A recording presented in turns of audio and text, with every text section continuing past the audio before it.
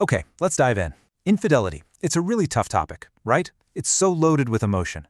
But for this explainer, we're going to try to look at it from a completely different angle to see if we can understand some of the hidden mechanics that might be at play. And let's get one thing straight, right from the get-go. This is the reality. The source material is not trying to downplay the fact that the immediate feeling is just complete devastation. It's a shattering of trust. And that feeling, it is 100% valid. But here's where things get complicated. Here's the paradox we're going to dig into. What if, and just hang with me here, what if this act that feels so destructive is actually, in some twisted, painful way, an attempt to save the very thing it's tearing apart? I know, it's a challenging idea. Let's unpack it. Please like, subscribe, and leave a comment. You are doing important work. Okay, to even begin to get our heads around this, we have to kind of zoom out. We need to stop looking at a relationship as just two people, and instead see it as a whole system. And you know, every system, whether it's a family or even a company, has things that keep it balanced and stable. Some of those things are healthy, and well, some are anything but. So this slide lays it out perfectly. You've got two kinds of stabilizers. Over here on the left, you see the functional, healthy ones we all hope for. You know, shared time, real attention, a stable home. That's the good stuff, the glue. But then, look at the right side. This is where it gets interesting. Things like infidelity, illness, workaholism, these negative forces can also create a kind of stability. It's bizarre, right? But they create a crisis, a central focus that holds the system together, stopping it from totally falling apart, but in this really, really unhealthy way. Yeah, a dysfunctional stabilizer, like an affair, it doesn't just pop up out of the blue. It shows up when there's this deep, fundamental problem in the relationship that nobody's talking about, nobody's taking responsibility for. The affair becomes this huge, loud, dramatic distraction. It actually unites the couple in crisis mode, so they never have to look at the real thing they've been avoiding all along. So where does this idea come from? It's from a field called systemic family psychotherapy. And the core idea is pretty fascinating, that all families are secretly governed by these three powerful invisible laws. And when one of these laws gets broken, the whole system gets wobbly and unstable. And that's when something like infidelity can rush in to try and, well, stabilize things. All right, first up is the law of order. This is all about everyone knowing their place and respecting it. Parents need to be parents, not their kid's best friend. Kids get to be kids. They're not supposed to be a marriage counselor or a confidant. The second a parent starts venting to their child about their spouse, for example, that order is broken. That creates this void, this lack of adult support, and it can leave a partner feeling so isolated that they start looking for that connection somewhere else. Next, we have the law of connection. This one's simple but powerful. Every single member of the family system has a right to belong. Think about a family that has an unspoken rule. They never ever talk about that estranged uncle, or maybe a child from a first marriage. When someone is basically erased from the family's story, the system feels that empty space. And someone in a later generation, maybe a partner, might unconsciously start to sabotage their own relationship, say with an affair, as a messed up way of staying loyal to that person who was cast out. And finally, there's the law of balance. This is the classic give and take. A relationship has to have a healthy flow, right?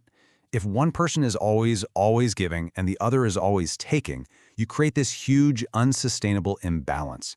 The system just can't handle it. It will desperately try to correct itself, and sometimes an affair can be a really distorted attempt to get a need met that's just not being fulfilled at home. And this slide, this shows you how that painful cycle plays out in real life. It's a hamster wheel. First, you have this unresolved tension building up onto the surface. Then, step 2, one partner seeks relief, a release valve, in an affair. Step 3, the affair is discovered. Boom, confrontation, crisis. But here's the paradox again. Step 4, the crisis actually brings the couple together. They have a common enemy, a project to work on. This is followed by reconciliation. Step 5, you get this brief moment of calm. But the original problem? It's still there, completely untouched. So what happens? The tension builds again, and the whole miserable cycle repeats.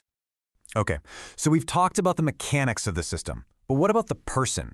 What's going on inside someone's head that makes them a part of this cycle? Well, a lot of the time, it boils down to a really deep subconscious fear.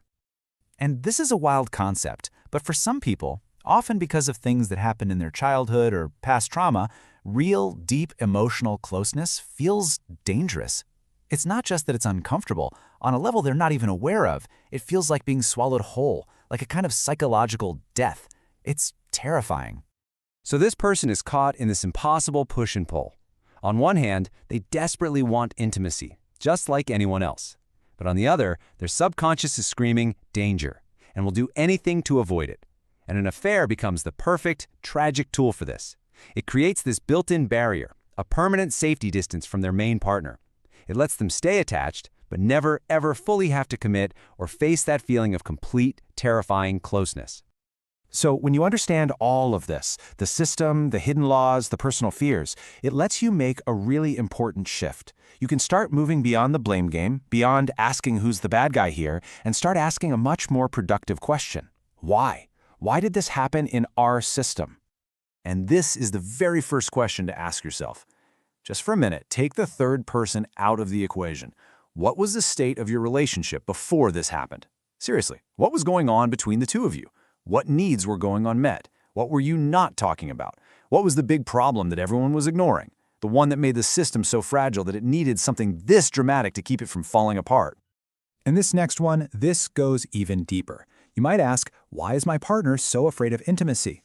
But then you have to turn it around. If they are, maybe, just maybe, I am too.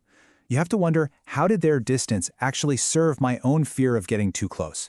Because let's be honest, when they're off with someone else, they can't get any closer to you either.